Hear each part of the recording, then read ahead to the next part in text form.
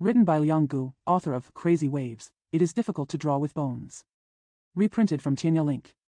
https://tianya.it/thread/0/10263226/1.html. Introduction. This is a legendary story of overcoming dangers, breaking through secret realms, and bravely fighting monsters and gods to find gold and treasure. It is also a passionate epic of making achievements, turning the tide, and defeating evil organizations. The various reasons for this have yet to be explained from the beginning. As a scumbag who never paid attention to in-class knowledge, I basically did everything a good student shouldn't do when I was a student. In other words, when I was in school, I did nothing but study. Everything can be done. At that time, I was very young and full of brotherly loyalty. For my buddies and girls, the most common thing I did was fight. From single combat to group fights, from barehanded to armed, before I graduated from high school, I was already capable of fighting. He is said to be experienced in hundreds of battles. My parents couldn't discipline me, so they finally chose to let me enter the melting pot of the military to receive training. After a few years of service, I might have the opportunity to become a useful person to society, at least not a social idler. If you think that the story I am going to tell you next is a routine about how a prick-headed student grew up in the army and eventually became a military king, then you are totally wrong. The reason why it is not so cliché is also very simple. It's because I had too many fights when I was in school. There are more than a dozen large and small scars left on my head, back, and chest. During the physical examination before joining the army, I was brushed off in the first round, and I will never have a chance to serve in the military. Since then, I have become a professional gangster. When I have nothing to do, I continue my previous activities with a bunch of friends who might risk my life just for a few words that don't go my way. Until one day, on an afternoon like any other, I was spending time in an internet cafe. A friend sent me a short article with pictures on a chat software. The content of the short article was very simple. It was a recruitment message from the French Foreign Legion. This message was translated into 6 languages and distributed on a large scale in different countries. It is hoped that it can provide fresh blood for the French army, which is increasingly difficult to recruit. In order to make this revelation more attractive, it naturally focuses on describing how high the salary and benefits of the Foreign Legion are, and how they can be stationed and deployed all over the world. How glamorous life on a mission can be is carefully described in romanticized terms, and then paired with a few imposing pictures that I later learned were staged as visual gags. After sending this short article, my friend half-jokingly asked me if I would be interested in signing up together according to the contact information at the end of the short article. I thought that I really could not live my life in this way. So if you can apply for the job successfully, it might be a turning point in your life. Facts have proved that this is indeed a turning point in life. From here on, my life has completely embarked on a path that I never dared to imagine before.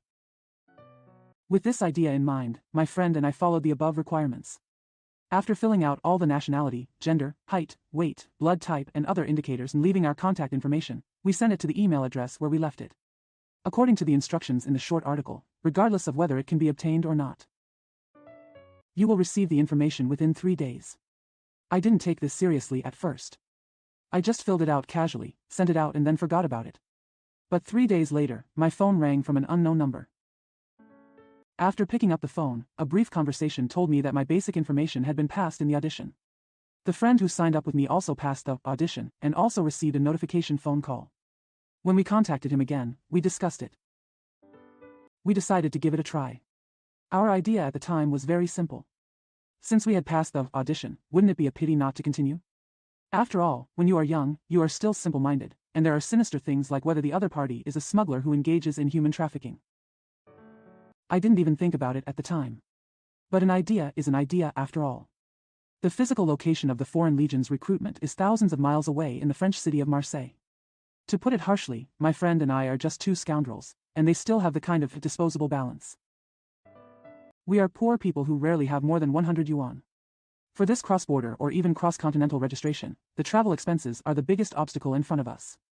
Facing this obstacle, we too have been professional gangsters for many years. For the first time, I found a relatively serious job.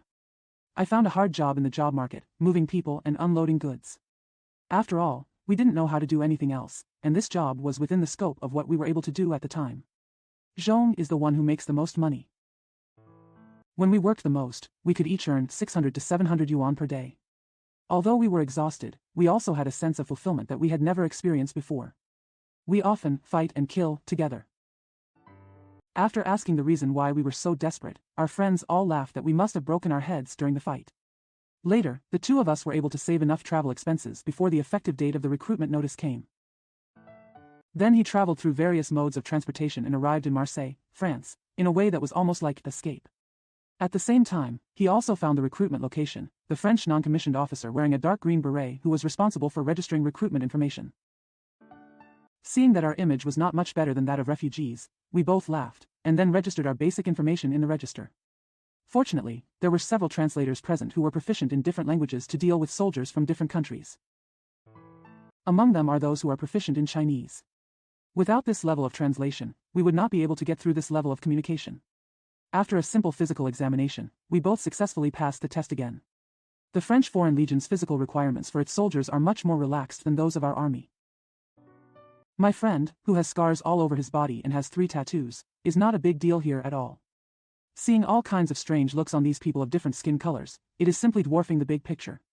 During this period, we each called our parents in China and lied to them, telling them that we had found a job laying cables in the West. The salary was very high, but we wouldn't be able to go back for a while, so we told them not to worry. As we have never given our parents any worries since we were young, our parents didn't ask any more questions. They just said that we must be careful when going out, and then hung up the phone. But after the body side has passed, the first difficulty really appears. That's the language barrier I just mentioned. If you want to stay in the French Foreign Legion, no matter where you come from or what your mother tongue was, you have to speak French when you get here. In school, we had to rely on both of us to learn English. Here I actually used unprecedented energy to learn French, which is more difficult than English, and in the next 3 months, I was able to speak basic conversational French very well. Although this level is similar to the feeling of a foreigner who has just learned Chinese speaking Chinese. The 2 items after the language test are physical fitness and cultural skills. We both passed the former smoothly, in order to gain the upper hand in street fights in the early years. The advantage and hard training in physical fitness can still withstand it. As for the cultural level, it is actually not difficult, just get a French review material. Just read and memorize some of the glorious history about France and the French Foreign Legion and then write it down in the exam. This kind of rote memorization and not much content in the exam is for those of us who have passed the language barrier. That's no big deal. With all 3 passes passed, on this day, my friend and I put on the 3-color camouflage without military rank, and became a recruit who is still in the recruit company stage in domestic parlance. After this, what greeted us was real military training. As a military department open to recruitment from all over the world, the biggest feature of the Foreign Legion is naturally that there are people of different skin colors, different races, and different countries in the same place. The same department serves together, and this environment provides a breeding ground for conflicts between people. Asians with yellow skin and black hair can only do one thing if they want to get the respect of white people and black people here, and that is, be strong enough. If the team is beaten up by a group of comrades due to low training level and is holding back the team, then the French instructor of the recruit company will pretend to be invisible unless someone is killed. At the same time, who can get the more delicious food? Who can grab the lower berth among the upper and lower berths? Who can find a good seat in the bathroom? And many other trivial matters that involve personal interests and even dignity, all of which require struggle, otherwise you will be like a dog. Still alive. But I'm not afraid. For me, this kind of fistfight is just returning to my old business. That's the meaning of the saying, they want to push me into the abyss, but that's where I come from. My friend has a similar experience to me, so it doesn't matter, and we are more united in a foreign country than at home.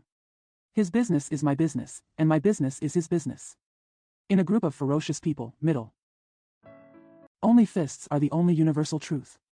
Advancing and retreating at the same time, we have fought many big battles, of victory with less, that the instructors applauded. Because of this, those white people who once looked down upon us gave us the nickname. They are nicknamed China's 2 evils, and are given a wide berth. But there are also instructors who have serious discrimination and hostility towards yellow people, or the Chinese. For example, our physical fitness instructor is responsible for training the physical fitness of soldiers. Quality. In order to make us suffer more, the amount of training he arranged for us every time must be at least 30 times higher than that of other people. He tried to crush me with ultra-high intensity training, but I let him down. Not only did I not get trained down. On the contrary, after the initial fatigue, I gradually adapted to this intensity, and under such targeted training, I was finally able to carry a weight of 25 kilograms and complete a 10-kilometer armed cross-country in 44 minutes and 39 seconds on mountainous conditions. This achievement was the highest record among the recruit companies of the Foreign Legion from the year I achieved it until I left the Foreign Legion. On top of that, I can even walk a 1-kilometer duck walk carrying a 35-kilogram single log. My fighting skills were also ranked first in the company, and my training results made this physical instructor who despised yellow people and Asians speechless in the end, and gave me a thumbs up on the day I was assigned. My fighting skills were also ranked first in the company, and my training results made this physical instructor who despised yellow people and Asians speechless in the end, and gave me a thumbs up on the day I was assigned. After completing the 1-year comprehensive basic training, my friends and I were assigned to 2 different units. With my better military quality, I was assigned to the foreign military unit known as the Blade of the Foreign Legion. The second group. This is the famous Parachute Regiment. It is the only unit in the entire Foreign Corps that has the capabilities of airborne combat and rapid aerial response. It has the strongest combat effectiveness, the best equipment, and the highest treatment, but it also has the highest elimination rate and risk factor. My friend was assigned to the relatively low-ranking 3rd Foreign Regiment, which was an infantry regiment. Since then, I have started a 9-year service career in the Foreign Legion. What I said before was not accurate because I had no chance to get here due to the military. It should be said that I was like this at home, but I didn't expect to become a soldier abroad. The day I accepted the official military rank and picked up the FAMA's 5.56mm automatic rifle with an exclusive number happened to be my 19th birthday. Think about it at that time. A year ago. At the age of 19, I was beaten up by several white men over 25 years old, tall and with many criminal records, for a piece of tacos. My face was covered in blood, but I showed no fear. I don't know what force made a 19-year-old boy leave his hometown and overcome these difficulties. If I had to give a reason, I think it would be fate. To be continued. 1. The fatal Luo Nan. 1. Attack on Mali. In my 8th year of service in the Foreign Legion, my paratrooper regiment was deployed to Mali, a landlocked country in West Africa that has been classified as the least developed country in the world by the United Nations. 1. Since it became a French colony in 1995, it has been plagued by war, famine, and plague until today. Although the African independence movement launched in the 1950s allowed Mali to shed its colonial status and become an independent country, after the war, France in order to maintain its international influence and presence. There were many attempts to intervene in the internal affairs of French colonial countries, and the Mali government was very happy to see such intervention in order to deal with the increasingly rampant extremist armed organizations in the country despite its weak national strength, and It is against this background that I came here. With 9 years of military service and long-term garrison experience in war-torn areas, I have basically completed all the French Army's military training related to frontline combatants. I mainly serve as an assaulter and a sniper, and the specific role depends on the needs of the situation. I have already obtained all the highest level skill certificates in this profession, and I have also participated in several anti-terrorist operations jointly conducted by multinational special operations forces. My friend who was assigned to the infantry regiment received bad news in my 5th year of service. He was attacked by a grenade from militants during a patrol, and a shrapnel penetrated the gap in his body armor. The skin and flesh are directly drilled and nailed to the spine. This serious injury almost made his lower body permanently paraplegic, but even if he did not end up spending the rest of his life in a wheelchair, it greatly affected his physiological functions, causing him to have to end his service in the Foreign Legion early. Finally, after receiving a relatively considerable amount of retirement pay, he returned to China and started a small business. At the same time, he is still doing rehabilitation training on his waist and legs. After learning that his life was not in danger, I was actually quite happy for him. Because in this way, at least I can leave this dangerous situation and return to my country to live a comfortable life, unlike me who has to continue to persevere. Although the desertion rate in the Foreign Legion is very high, especially the British and Americans. But this is not the Chinese way. On a day that was destined to change the trajectory of my life, I took a ride on a Panhard VBL. A 4x4 light-wheeled armored vehicle and 3 other armored vehicles of the same type carried out armed patrols in the most dangerous areas in the area. The so-called armed patrols are a deterrent to local extremist armed organizations. Of course. The premise that deterrence can be effective is that the other party is really afraid of you, but if not, then this kind of action is very likely to become a sheep in the tiger's mouth act of sending death, such as this time. Just as the motorcade began to pass through a village here. The 2 comrades in the carriage were discussing with great anticipation that our paratrooper regiment was going to invite the famous Crazy Horse dance troupe to join the army. Half of their bodies were exposed on the top of the armored vehicle and they were operating an M212. The machine gunner on guard with the 7mm heavy machine gun suddenly shouted in the earphone. Bazooka! After the words fell, what followed was the slow and heavy sound of dong dong dong dong dong from the M2 heavy machine gun. However, this sound didn't last more than 10 times, and I felt my eyes light up. A streak of yellow-white fire penetrated my armor from the diagonal side, and then hit the person who was saying, "Crazy horse," straight away. On the chest of the comrades in the dance troupe. This blow easily penetrated his body armor, then created a hole in his chest that could fit an adult's fist into, and also penetrated the armor plate behind him. The location has revealed a charred hole. Through the hole, you can see the dust flying in the sky outside, as well as the hole on his back. I immediately realized that it was a rocket attack. The yellow-white fire just now and even the metal jet produced by the concentrated energy warhead after the collision with the armor. This jet with a temperature of more than 9,000 degrees Celsius can easily soften and penetrate homogeneous armor, and the Panhard VBL. The armored vehicle is a typical light armored vehicle. Even if the opponent uses an old-fashioned rocket launcher like the RPG-7, the former's armor, which can only withstand medium-caliber machine gun bullets, is completely vulnerable. The comrade who was punched in the chest. Then he vomited a few mouthfuls of blood, fell forward, and died on the spot. Before I could react, the second rocket arrived. This time it was fired slightly higher, and it was clearly aimed at the machine gunner. The same metal jet easily penetrated the armor plate in an instant, and then hit the standing machine gunner's knees from the side. As for me, who was sitting now, I could see my lower body in the car when I tilted my head. Machine gunner. I watched helplessly as his legs were separated from his thighs on the spot by a metal jet. Both of his calves were completely broken. Without the support of his calves, the machine gunner's body fell down and fell back into the car.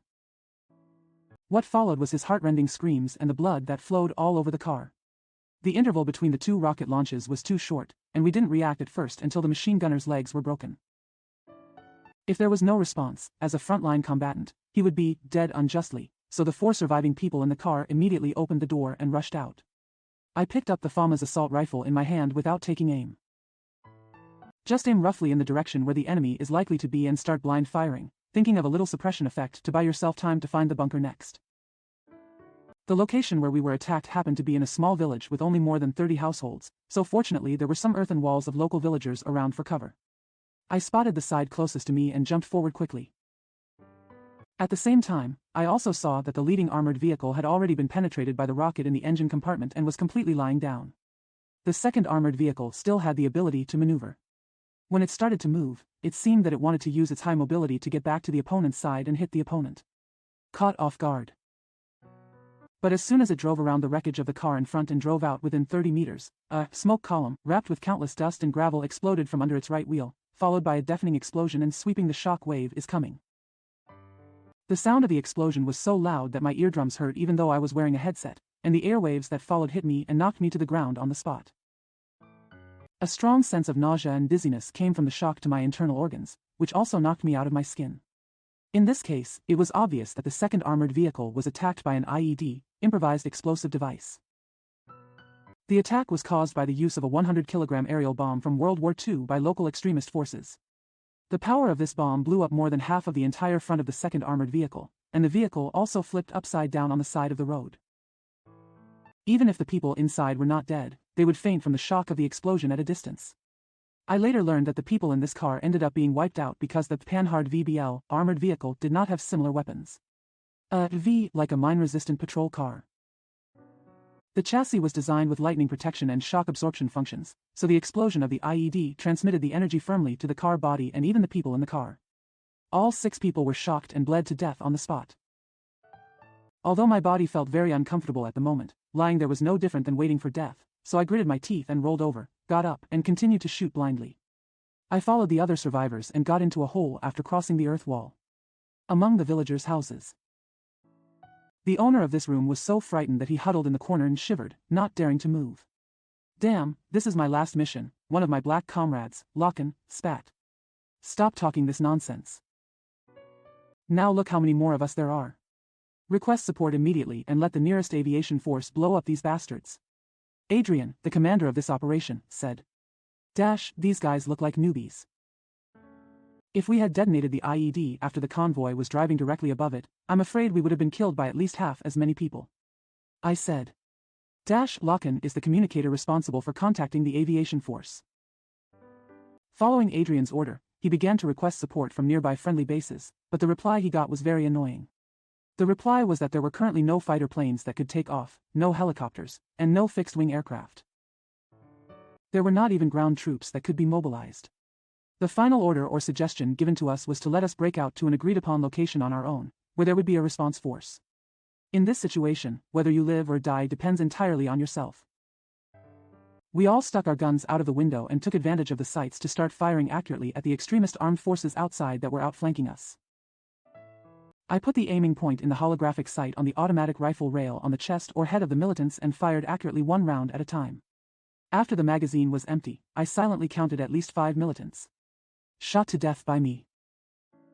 2 of them were shot in the head and died. However, in this kind of battle, a huge shortcoming of the FAMA's automatic rifle was also exposed, which is that the shooting baseline is too high, and it becomes even higher after the sight is installed. If you want to shoot accurately at the target outside the window, you have to expose most of your head, which undoubtedly increases your chance of being shot.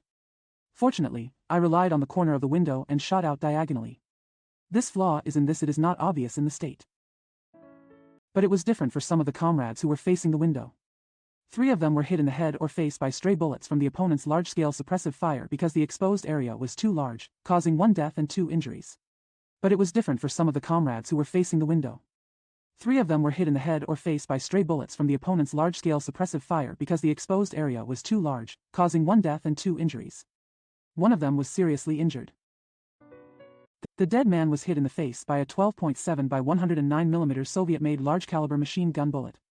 The kinetic energy of this bullet was as high as tens of thousands of joules. The result of a direct hit on the face was that the entire head was injured.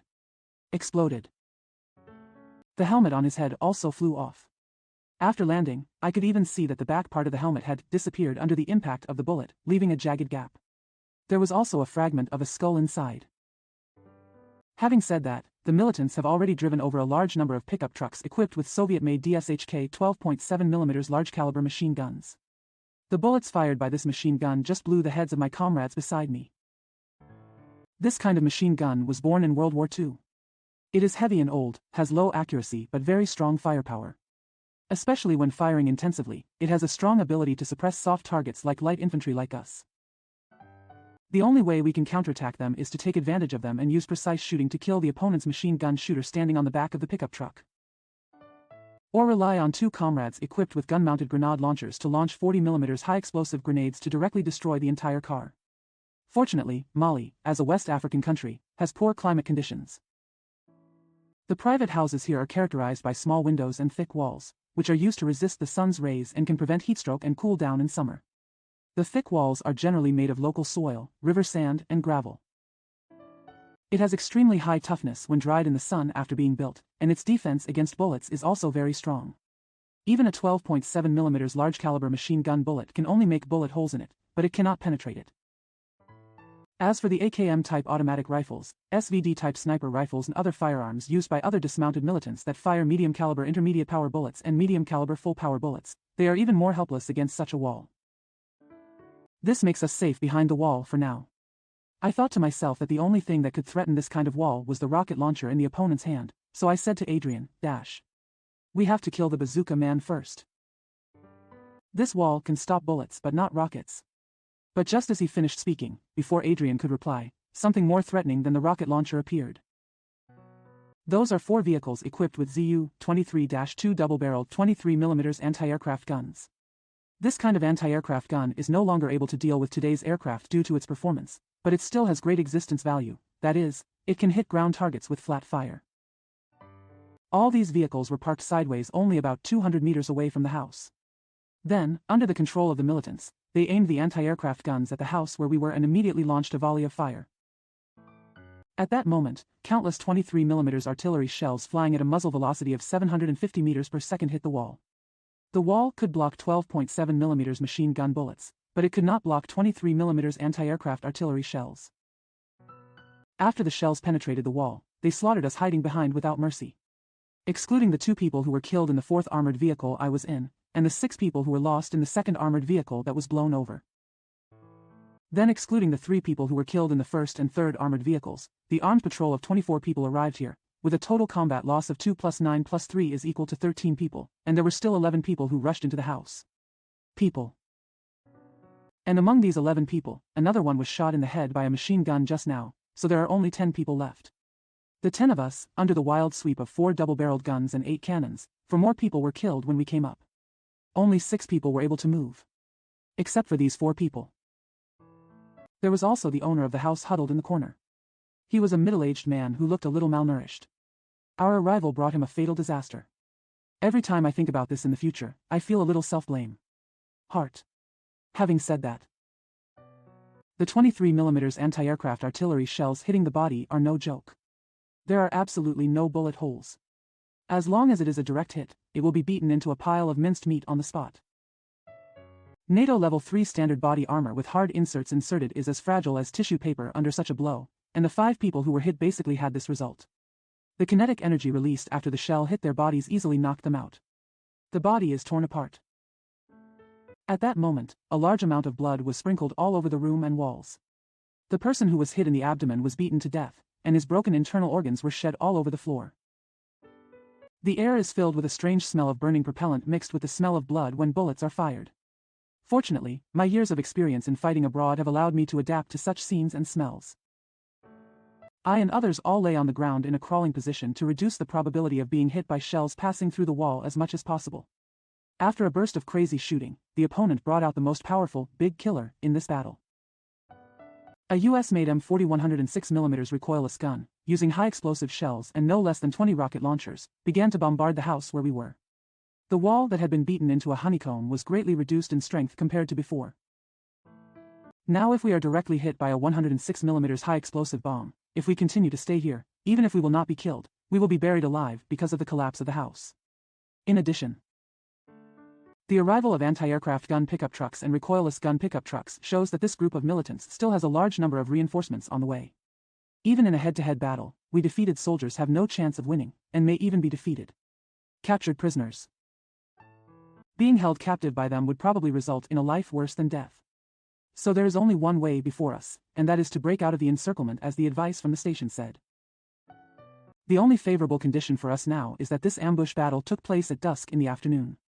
After this battle, night is about to fall, and each of us carries a second-generation individual soldier binocular night vision device. Compared with militants who do not have night vision equipment and can only rely on naked eyes to identify targets, we have obvious advantages in perception capabilities, which will be our biggest reliance on breaking out. By taking advantage of the cold and fighting back with automatic rifles and grenade launchers from the window, we finally persisted until the dark night fell completely.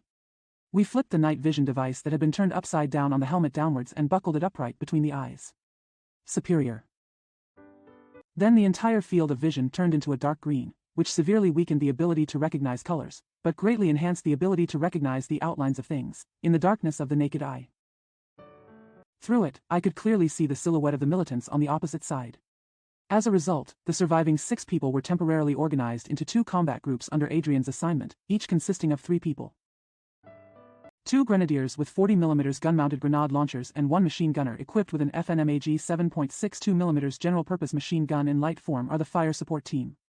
Their task is to provide rear cover, while Adrian and I, the 3 Lockens, formed an assault team. After a while, they rushed out and specifically attacked the opponent's vehicle-mounted weapons. After destroying these targets that posed the greatest threat to us, they immediately greased the soles of their feet. After the task is determined, it can be implemented immediately without further delay. According to the prior plan, the fire support team temporarily used the earthen wall outside the house as a bunker to contain the opponent's firepower and create favorable conditions for our operations. And we took advantage of the visual perception brought by the night vision goggles to kill at least a dozen militants along the way, and then rushed to the opposite side of the main road that ran through the village and was less than 5 meters wide. The convoy was on this road just now. Attacked. Then there was another round of fighting, and we got close to the opponent's 5 armed pickup trucks. Through precise shooting, we first killed the drivers and weapons operators on the 5 vehicles, and then I put the gun behind my back. I lowered my body and ran for 2 quick steps, then jumped into the back of one of the pickup trucks. The 2 pickup trucks were the ones equipped with recoilless rifles. I originally thought that all the militants in the truck were dead. Yes, but my feet felt tight after I came up. Someone grabbed my ankle and pulled me to the ground. Then a dark figure rushed up and pressed on me. At the same time, it grabbed my neck with both hands and tried to strangle me to death. At the same time, a few drops of warm, viscous liquid dripped from his body. The liquid was none other than blood. It turned out that the black figure was the militant who had just operated the recoilless rifle. He didn't die after I shot him in the chest with a FAMAS automatic rifle. He only went on a rampage and injured others after I got in the car. It is said that the NATO standard 5.56 by 45 mm rifle bullet has a weak stopping effect unless it hits the head. Even if it hits the chest, abdomen and other torso areas, it will take 4 to 5 consecutive hits to make a person quickly lose his attack power and be killed in a short period of time. I just shot him once, which allowed him to survive again. Get up and attack me. In the past, most of the actual combat I participated in was as a sniper. I rarely encountered this kind of thing when using a sniper rifle that fired medium-caliber full-power rifle bullets. Unexpectedly, this time I finally encountered such a situation after finally making a guest appearance as an assaulter using a small-caliber automatic rifle and fighting with a real gun. But now is not the time to think about this. It was quite uncomfortable for me to have his neck strangled by him, and it was a little difficult to breathe. But it didn't deteriorate to the point where I couldn't bear it. This is because fortunately, the heavy-duty body armor of the domestic Guardian series I purchased at my own expense has a neck protection design. Although this hard part may usually hurt to the chin. But it can save lives at critical moments, like now. The first time he pinched my neck guard, it was a hard material that could withstand bullets. It was not easy to pinch it with your hands. This took him a long time, but he didn't hit me. How to give? After discovering this problem, this guy immediately let go of his hand and tried to pinch me upwards. He wanted to reach over the neck protector and pinch my upper neck. But how could I give him this opportunity? I took this opportunity to reach out and pull it out from my waist. Multifunctional military knife. The blade of the knife stabbed toward his jaw from bottom to top, and then the knife stabbed in firmly. The entire blade of more than 20 centimeters sank into his jaw. After penetrating the chin, it stabbed into the inside of the skull. Then I fiercely a twist of the knife handle. The blade rotated together, expanding the wound from a relatively small strip to a large irregular hole. A stream of blood, accompanied by the brain contents, flowed from the inside along the blade, then to the handle, and finally to my hand. This man's body lost strength and pressed down on me, and I was sure that he was definitely dead this time. Pushing his body away, I rubbed the saber randomly on his tattered clothes, then retracted the scabbard, and then opened the breech. Then lift a 106 mm high-explosive grenade from the ground, use both arms to send it into the barrel, then close the breech, hold the barrel with your right hand to control the muzzle pointing, and grab the handle with your left hand to prepare for firing. With the help of night vision goggles, his eyes aimed through the rusty primitive mechanical ruler on the gun, and first used 4 shells to destroy the 4 anti-aircraft gun pickup trucks. Then I fired all the remaining 20 or so shells at the locations where the militants were most concentrated. While I was blowing them up and knocking me off my feet, I shouted in the headset. "Where are you all? I'm on a recoilless gun truck, come here quickly. Let's drive this car." At this time, Adrian and Lacan over there, with the help of the fire support team, disrupted the ranks of the militants by repeatedly inserting themselves in, so that they began to lose track of how many of us there were. They even misjudged that our reinforcements had arrived, but they responded immediately after receiving my call, and then called 3 people from the fire support team to move closer to me. Not much time. All 6 people gathered around the pickup truck. The machine gunner in the fire support team was responsible for driving. The remaining 5 people, except for 1 person on the co-pilot, all sat on the truck body and pointed their guns to the rear and side. Shooting covers vehicle preparations for retreat.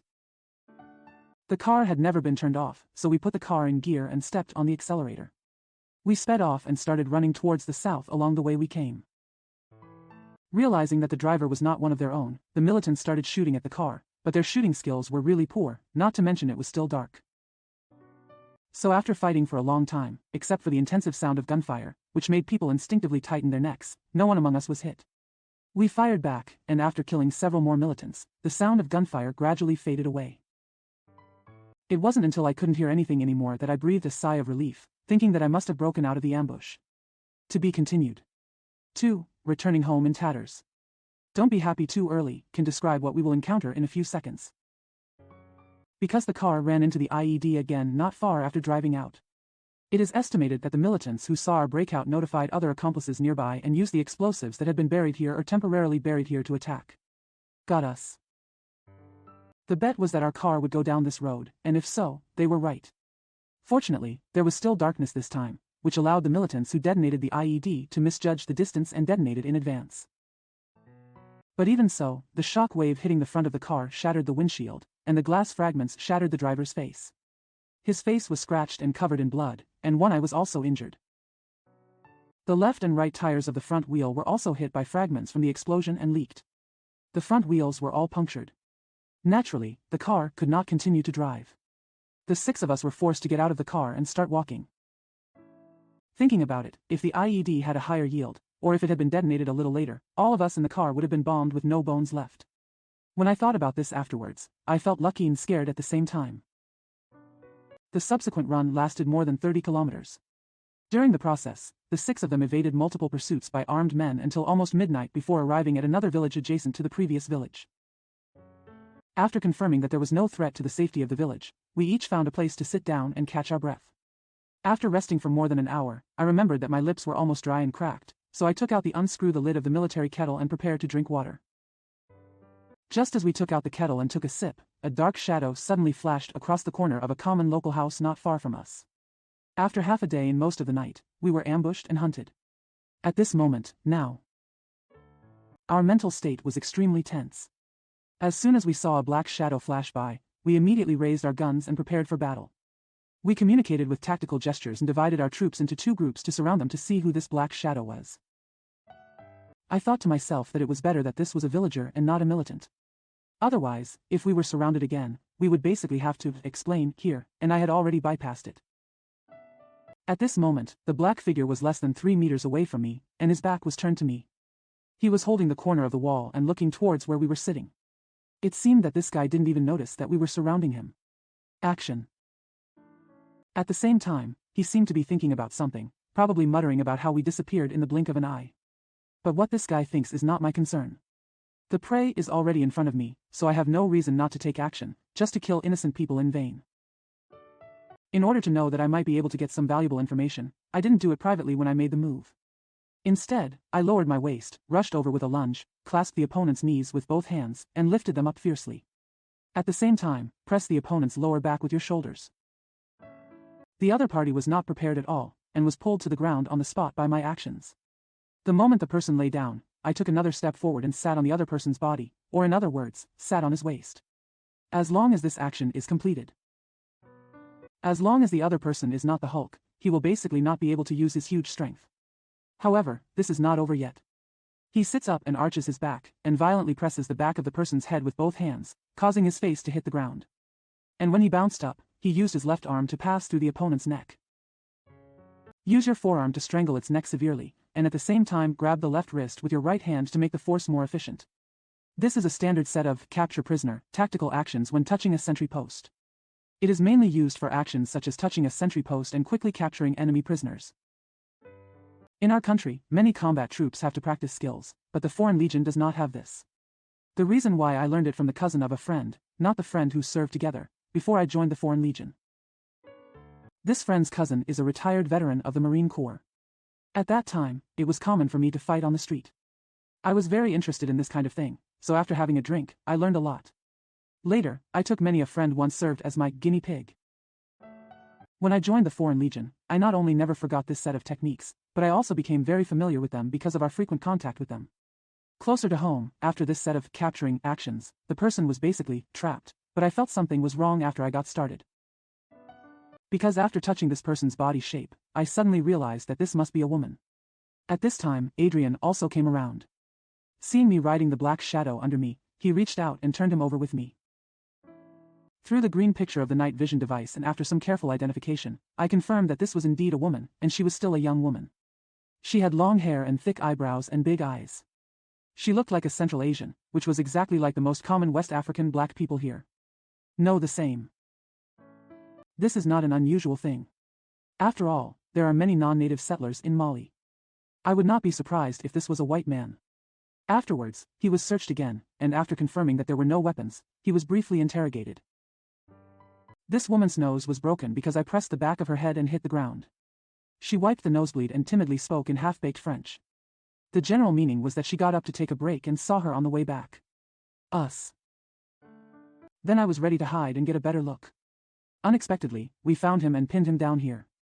I thought that if that was the case, then I would just let them go back, with a few words of instruction not to reveal our whereabouts. The main reason for being so reassured is that the local extremist armed groups often prey on the people, so the local civilians hate them very much. If they come to ask, the civilians will not tell them even if they know.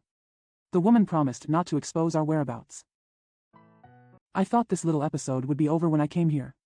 What I didn't expect was that this incident would become a key trigger that changed the trajectory of my life. The trigger was that Adrian, as the commander, suddenly showed his bestiality. While cursing some slang and swear words in French, he reached out and grabbed the back of the woman's neck, then threw her to the ground, then held her down tightly, turned around and said to us, "If you guys want it too, then just wait in line. If someone comes out, drive him away with a gun, or kill him if that doesn't work. I won't be long." After saying that, he started to unbutton his belt, and the woman immediately screamed at the top of her lungs and struggled desperately. But Adrian was a standard Caucasian man, over 1.9 meters tall and weighing over 120 kilograms. An ordinary woman would not be able to resist his bear-like strength, so the struggle was basically pointless. It is said that for civilians, a defeated soldier is the most terrifying thing, because the defeated soldier will be angry after the defeat. If he encounters an unarmed civilian at this time, the latter will most easily become the target of the defeated soldier's vent. The vent may be anger or animalistic desires. Being chased for more than 30 kilometers and still being in the mood to do such a thing like Adrian is a typical example of such a defeated soldier. There are countless similar situations in the thousands of years of human war history. I looked at everything in front of me, watching Adrian take his dick out of his crotch and lift the woman's clothes. A feeling of disdain came into my heart, and I immediately stepped forward to grab Adrian's shoulders and said, "She is just a civilian, won't your conscience be condemned if you do this?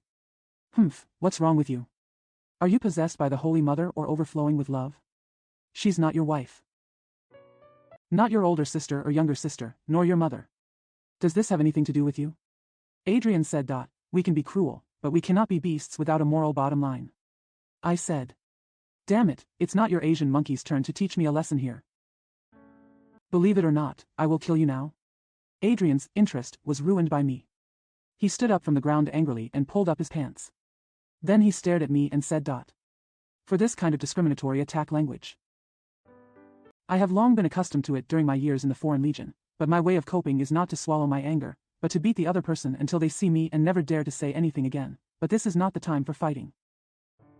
Only then did I suppress my anger at being insulted by him and did not take action. Having said that, the woman's hoarse shouting just now woke up her family, and a man wearing single clothes and bare feet ran out of the house and came to them. There was even a child beside him. Needless to say, this man was the woman's husband, and the child was naturally their child. However, this man was a West African black man, who looked as black as a piece of coal, and not to mention as skinny as a stick. When the woman saw her husband coming, she hurriedly hid behind him. This man spoke a lot of local dialect and talked to us with gestures and gestures. I have always been half understanding this dialect. I can only understand a general meaning, that is, begging for mercy. But this did not awaken Adrian's sympathy. He reached out and pulled out the M99mm pistol he used as a self-defense weapon from the holster. At the same time, he also took out a silencer and screwed it on the muzzle of the gun. Then he aimed at the man's leg and fired a shot. After the gun with the silencer sounded pop, the man fell to the ground, and then covered his shot in pain. Dan Chu curled up on the ground. When the child saw his father lying on the ground like this, he was immediately frightened and cried loudly. Adrian cursed a few more times, rushed over and grabbed the child's legs, saying, "Let's see if I don't kill this little bastard first." I realized at this moment that this guy was a beast, and it was absolutely impossible not to stop him. Thinking of this, I didn't think about it anymore, so I flew up and kicked him before he could grab the child's legs. "Lie down on your shoulders." Adrian, who staggered after kicking him and almost fell to the ground, was completely angered by my kick. He cursed again, "You damn Asian monkey." He cursed and came towards me with open arms, and I was ready to fight with him. But before we hit each other, there were 4 people nearby who couldn't watch the fun. After all the trouble, they all swarmed up, first separated us, and then 2 people pulled one to pull us apart. One of the 2 people who held me back was Locken, a black man. He leaned into my ear and whispered to me, "Adrian was a rapist before he came to the Corps. You can't argue with him." I couldn't answer anything at the moment, so I just nodded. I thought that rapists could become grassroots commanders in the Foreign Legion. This place is really a scum shelter that accepts any trash as long as they have good combat skills. Although I was not a good person before, such dirty behavior. I absolutely can't do it. After the 4 people fought hard, the 2 of us did not fight in the end, but Adrian pointed at me and continued to curse, I'll settle the score with you later. I'll make you kneel down and beg for mercy. And I just replied coldly, stay with me to the end. The next thing was that I left a little personal medicine for the man who was injured by Adrian's pistol, which is distributed to everyone in the Foreign Legion fighting abroad. This is a drug that has hemostatic and anti-inflammatory properties and is specially used to treat gunshot wounds, splinter wounds and other war wounds. There's only so much I can do. Then there was a forced march through the night. This incident made the relationship between Adrian and I very tense. The 6 of us didn't say a word of nonsense between us. We just hurried on until dawn, and finally reached the nearest French military station. We also met with the garrison who was ordered to meet us here. After taking a short rest in the garrison, they sent a car to take us back to the Foreign Corps camp where we were. How to write mission reports, casualty reports. Needless to say, things like tactical summary. After everything was completed, I thought that everything would return to normal after eating and sleeping. But those comrades who died in this ambush, to be honest.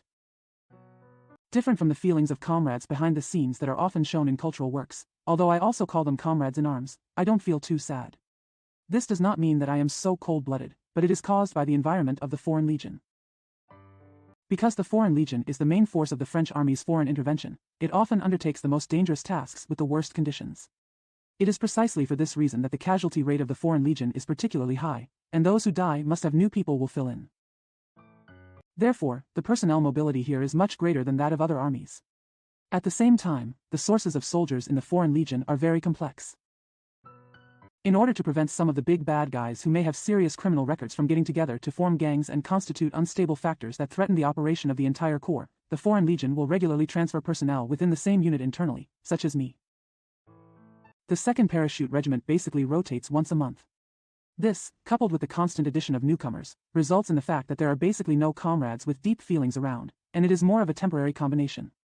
For example, Adrian is like this to me. I had only carried out 2 missions with him before this, and his role as our field commander this time was completely temporary. Such an arrangement is detrimental to the organization of a combat unit. Because possessive feelings are one of the major catalysts for combat effectiveness, but for the sake of stability, they don't care about it. After all, the Foreign Legion is more of a high-level cannon fodder for the French army.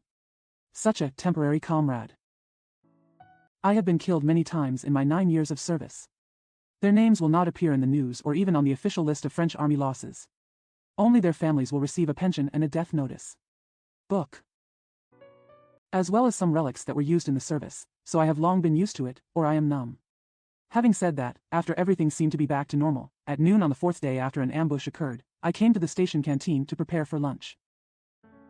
I had just grabbed a portion of mashed potatoes, a bowl of Russell soup, a piece of cheap foie gras, 2 fried chicken legs and a small bowl of rice specially prepared for Asian soldiers on a metal tray. When I sat down to eat, a big hand suddenly appeared in front of me. I hooked my fingers on the edge of the stainless steel plate and gave it a strong force, throwing my dinner plate and the lunch inside all onto the pillar next to me. There were 2 collision sounds as the stainless steel plate hit the pillar and landed on the ground. The originally noisy canteen suddenly became much quieter.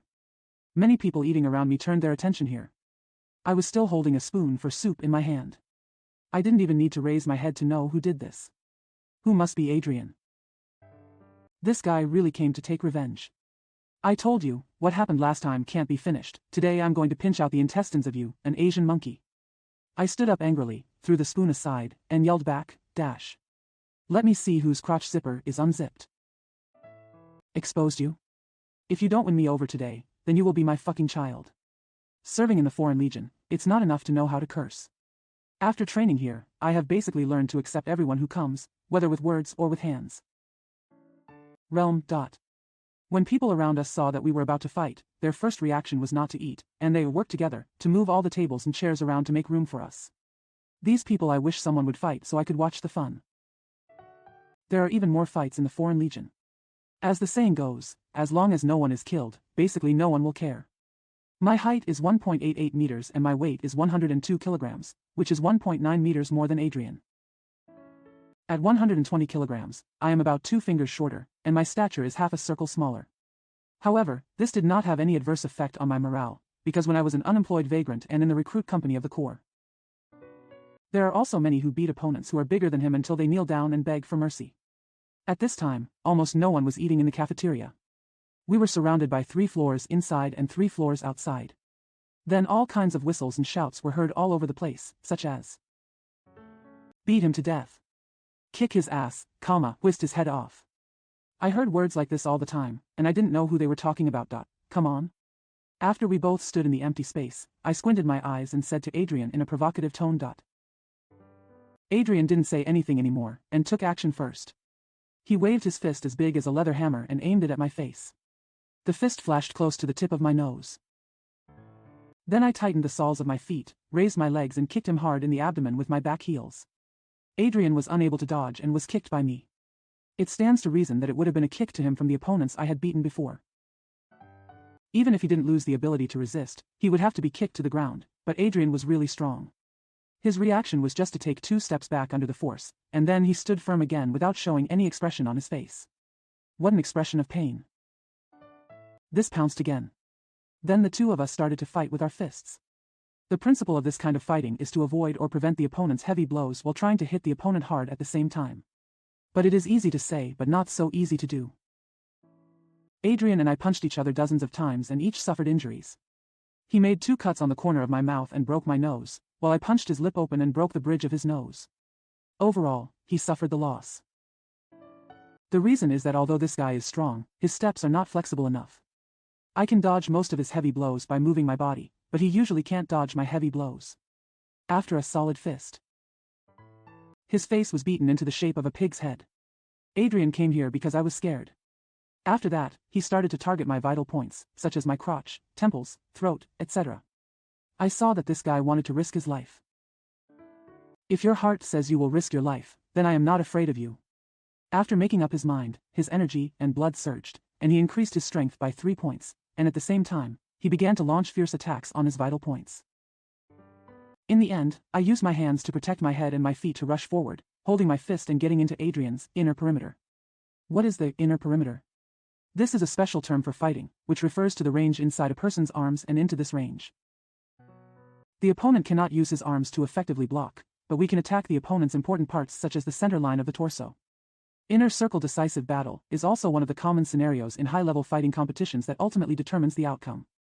And the purpose of my getting in. Of course, that was to deal with him. First, stretch out the hands that were protecting your head to grab his collar, and then yank him down, pulling his body downwards, and at the same time bending his right leg into a knee forward position. Forward and lift it up sharply. Use the hardest part of your knee to hit his upper abdomen hard. This blow was very effective. Even though Adrian was very strong, his eyes almost popped out after being hit by my knee. I seized this opportunity. Aiming at his head that was bent down slightly due to pain, he sent another left swing punch and hit him on the chin with the edge of the fist. This time he was completely knocked down. Adrian's body was I swung my left fist in the direction of force and fell sideways. Then he lay on the ground unconscious. When someone checked his injury, they found that the right side of his jaw had been dislocated by me, and he couldn't close his mouth until it was reset. There was a burst of cheers from the crowd watching around. Anyway, no matter who of us beats him down, they will do this. Adrian was defeated by me.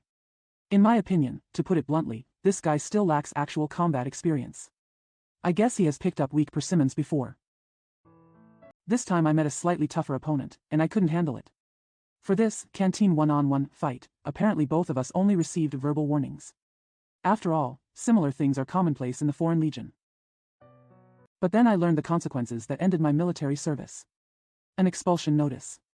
Needless to say, the specific reason for expulsion is just a short paragraph of official words.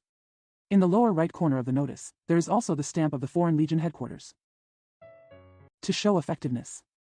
One of the most irritating sentences is, cannot obey management, has an aggressive personality, and is a potential dangerous factor for the Corps. At the same time, I was deprived of the outstanding service medal that should have belonged to me. I even confiscated all the 120,000 euros in retirement fees that I would have received if I could retire on time. This is equivalent to negating all my efforts in the Foreign Legion in the past 9 years in a few words, plus the largest financial income. I was so angry that I had no other choice but to use the little money I had on hand to buy a plane ticket and prepare to take a flight back to my country. As a person without military status, it was impossible for me to continue to stay here. Locken, as one of the few warm-hearted people in the regiment, also helped me inquire about it. Before I left, he said to me, "Do you know why you were expelled and your retirement pay was confiscated?" Could it be related to Adrian? I said with a cold snort as I packed my bags without raising my head. Yes, it's not only related to him, it should be said to be directly related. I heard that he called his uncle and that's why he fired you. Lachlan said. Huh? Just call his uncle and fire me? Who is his uncle? President of France? After I heard what he said, I looked at him with a disdainful expression and said. I am definitely not the President of France, but I am the Minister of Gendarmerie of the Corps. He has the direct right to decide whether a soldier should stay or go. If he wants to compile some crimes for you to be expelled, it is as simple as taking a breather. Lachlan said. Hey, I can't tell this guy has official relatives. No wonder this kind of scum has been able to run rampant for so long. I said. This guy has been in the infantry regiment and the engineer regiment. He has always been arrogant and domineering, and he has never suffered a loss. This time he was beaten by you, which is the first time he has suffered a setback. But the price you paid is indeed too high, your life these years. It's like playing in vain. Lachlan said. That doesn't matter. His uncle is the Minister of Gendarmerie or the President of France. He has nothing to do with me. I have been fired, so what else is there to say? The only thing I have to do now is to catch the plane. Then return home. I said. Then what are your plans after returning to China? Lachlan said. Let's go back and talk about it first. After all, being expelled is not part of my plan, no matter what. Lachlan, thank you for telling me this. I said. At the same time, he put his packed backpack on his back and stretched out his hand. Lachlan immediately stretched out his hand to shake my hand, then smashed each other up and down with his fists, and finally touched each other, performing the etiquette of the regiment. He punched me on the chest and said, I wish you good luck. If you do well in China, I might go back and join you. Then I will definitely let you have a Chinese friend you can rely on in the future. I said with a smile. Then he sent me to the airport, and he saw me off alone. He didn't leave until I got on the plane with my boarding pass. I recalled my past relationship with Lachlan, and I didn't say that we were good friends. And he did this to me. Maybe I did something he wanted to do but didn't dare, like I beat up Adrian. There is no need to detail the process of how to transfer after getting on the plane and finally arrive home after a total flight time of more than 10 hours. As far as my personal situation is concerned, I can really say that I have nothing at this moment. The only card I have on my body has a deposit of less than 1,500 euros. Others who have worked abroad for many years and come home look like they are returning home in glory. But now I am returning home in tatters. There is a feeling of having no face to face Jiangdong's elders. Basically, 10% of the money I earned in the Foreign Legion over the years was reserved for my personal daily expenses, the remaining 50% was sent back home, and 40% was given to my girlfriend in China. I go home once a year to see her after visiting my parents. She often asks me when I will come back. I always say, soon, but this time I came back and stayed away. I don't know that she knows the news. Will you be surprised later? I was walking in the airport passage thinking this. I was listening to a song playing on the phone of someone next to me. It was an old song, Fei Xiang's Clouds of My Hometown, in which it was sung. I was once full of pride, but I came back with an empty bag. As the saying goes, the biggest fear in listening to music is to be distracted.